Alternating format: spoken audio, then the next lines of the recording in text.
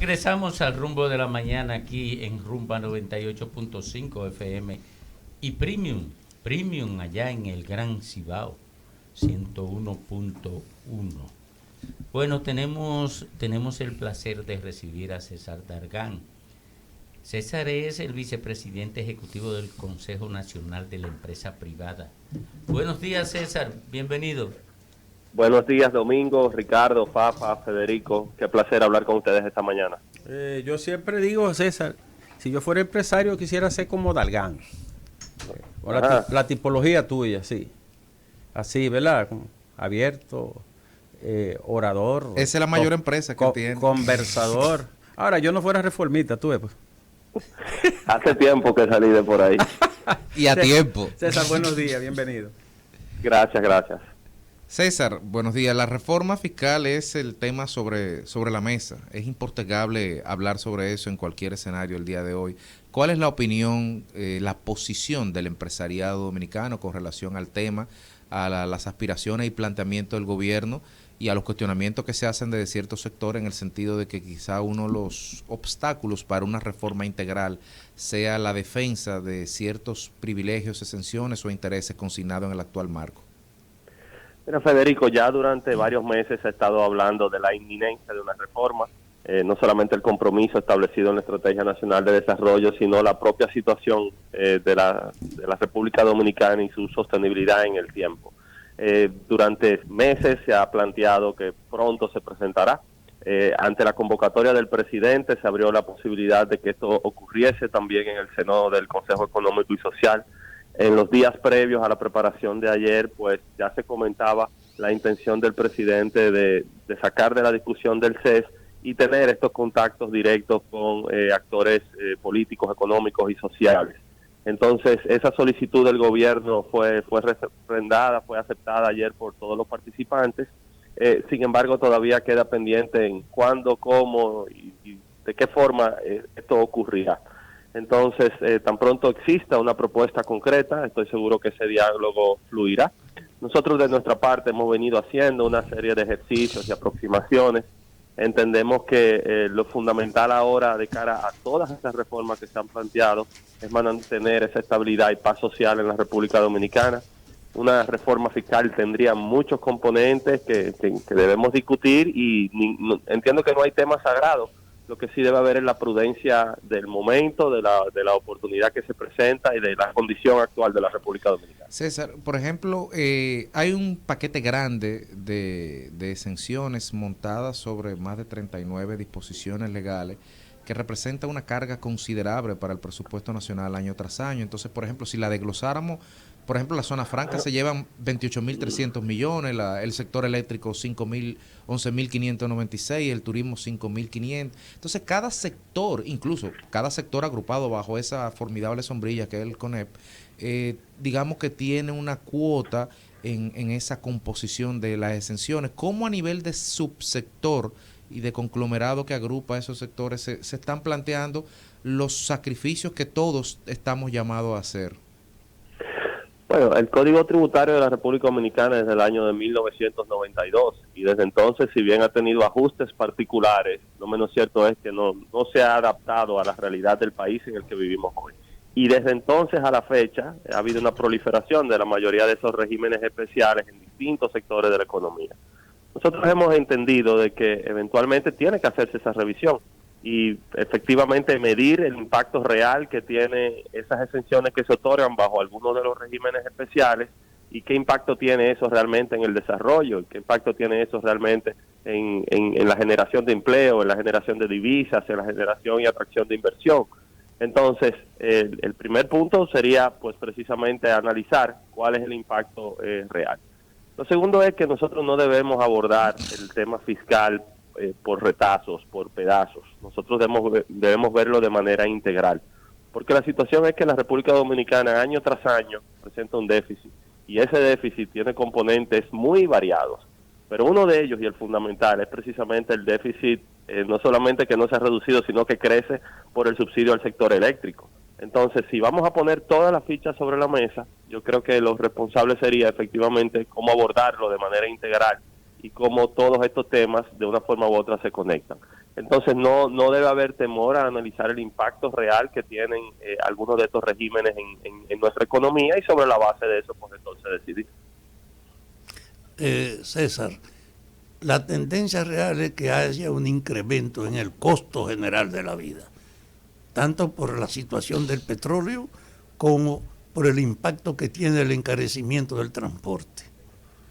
Y además por la parálisis que ha tenido en la economía dominicana el impacto de la crisis. Que esto hay que rehacerlo y hay que buscar recursos. En ese marco, la propuesta del presidente de visitar a todos los representantes de intereses para plantear la reforma fiscal tiene un riesgo, y es fomentar aún más el desequilibrio que existe aquí en la contribución fiscal. ¿Cuál es la idea de ustedes sobre el contenido de esa reforma que está en marcha? Definitivamente sería, es una reforma amplia, es una reforma ambiciosa, pero vuelvo y digo, lo que debemos procurar por todas las vías es cuidar ese tesoro grande que tenemos en nuestro país, que es la paz social y la capacidad de concertación. Yo he estado participando en el diálogo. Cuando yo veo que 12 partidos políticos, el gobierno, el sector social, el sector empresarial, el sector laboral, se pueden sentar en una mesa y pueden hablar, y miro lo que está pasando en el resto de la región, digo, eso es algo que nosotros tenemos que preservar. ¿Aló? Disculpa, César. Se fue. Bueno, se nos cayó. Vamos a ver si... se nos ha ido, él está conectado, se nos ha ido, no sabemos por qué. Bueno, estaremos tratando de conectarnos, César, nuevamente. Sí, más adelante vamos a ver si Jesse hace los ajustes ahora. Bueno, vamos a un cortecito. Sí, una pausa técnica, Isidro. En lo que... Es el rumbo. Regresamos al rumbo de la mañana. Un día como hoy murió Nabucodonosor. Oh, el de... Gran hombre. El de la Torre de Babel. Babilonia. El de Babilonia. ¿Él no fue el de la Torre de Babel? No. Él fue el que se llevó a los... Él destruyó el templo. El de Babilonia, ya. El de Babilonia. La primera destrucción del templo la hizo él. Tú sabes que Babilonia, para esa época, era, me corrigen, digamos, la ciudad de la... Sí, era una urbe. El Nueva York de esa época. El Nueva York de esa época. Sí. Nabucodonosor, famoso en la... Sí, tú sabes que yo era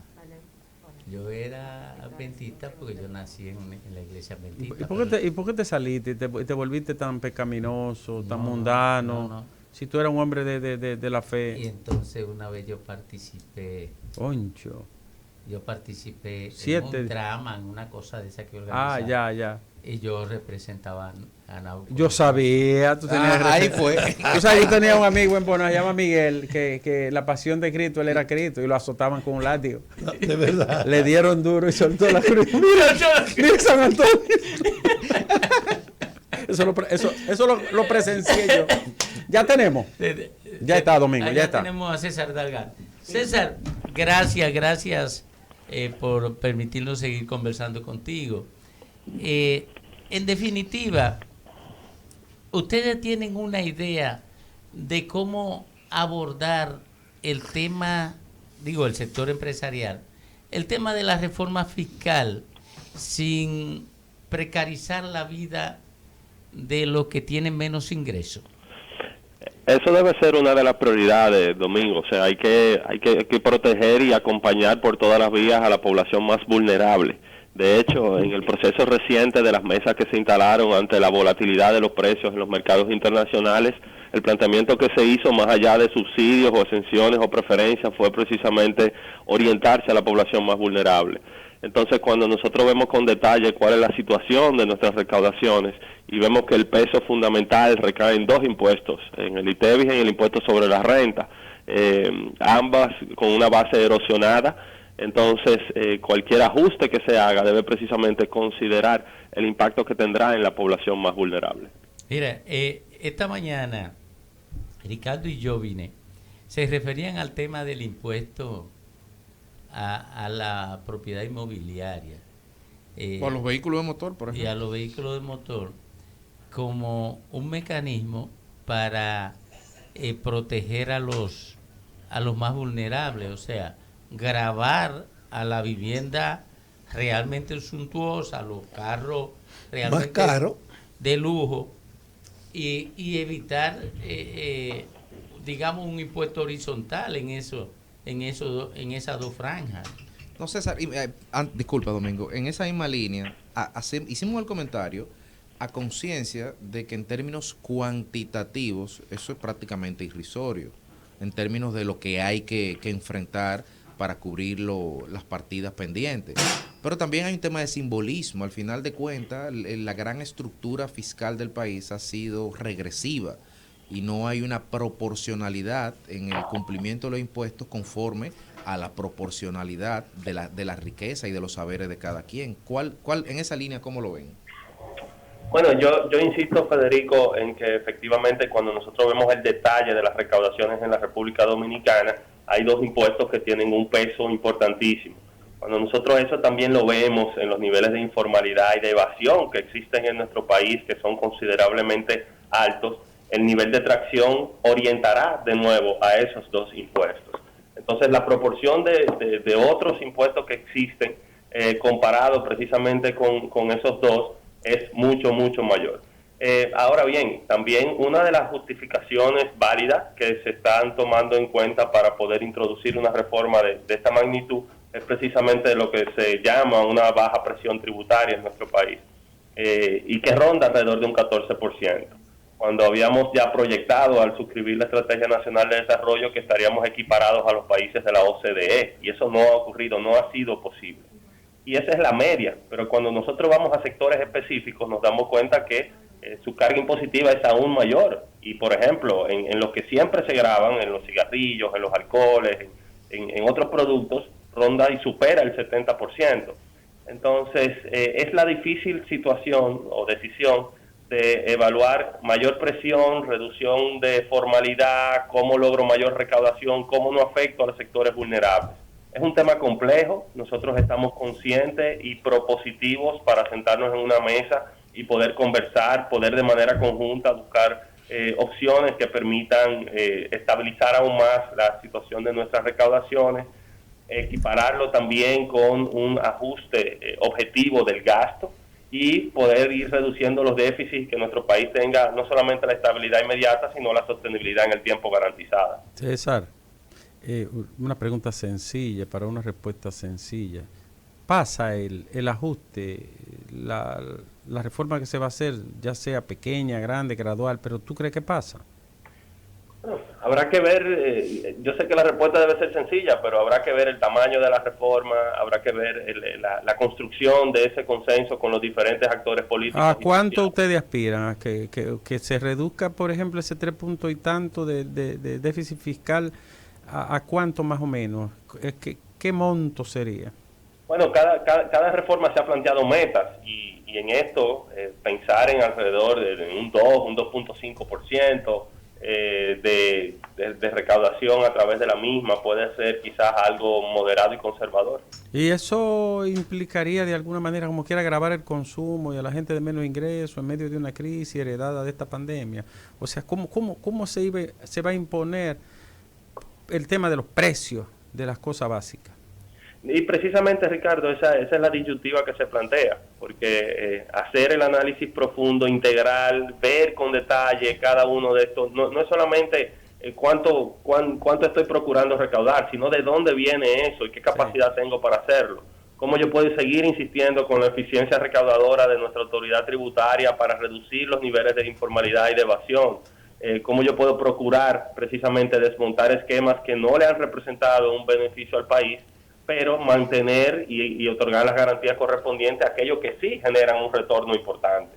Entonces, esas son las difíciles decisiones que se llevarán a la mesa y lo que espero es que tengamos la apertura no solamente de presentar, sino también de escuchar y adaptarnos a las diferentes posibilidades. César, los tiempos reales, ¿cuáles son? El gobierno dominicano presentó el pasado día 1 el presupuesto, el mismo debe ser aprobado antes del día 31 de diciembre. Vi en la prensa una declaración del presidente de la Cámara de Diputados combinando ambos procesos. ya hoy estamos a 7, me parece. No sé si podrán coincidir en el tiempo. Uno no es una limitante del otro. Tradicionalmente en República Dominicana se presenta un presupuesto complementario. O sea que habrá que ver en cuándo inicia este proceso y realmente cuál es la metodología que usará el presidente para agotar las consultas con todos los sectores.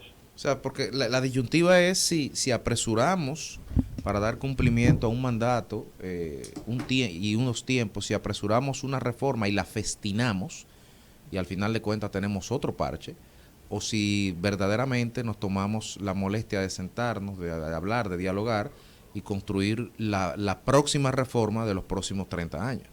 Por muchas razones hay voluntad de diálogo.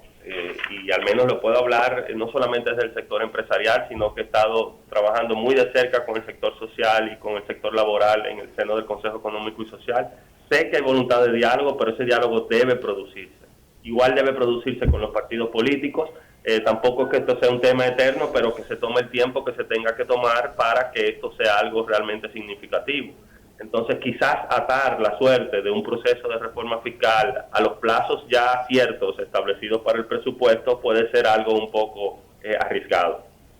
Bien, César, gracias por acompañarnos en el día de hoy. Reiterarte que estamos abiertos y cualquier novedad en la materia, pues estamos dispuestos a que puedas compartirnosla con nosotros. Muy amable.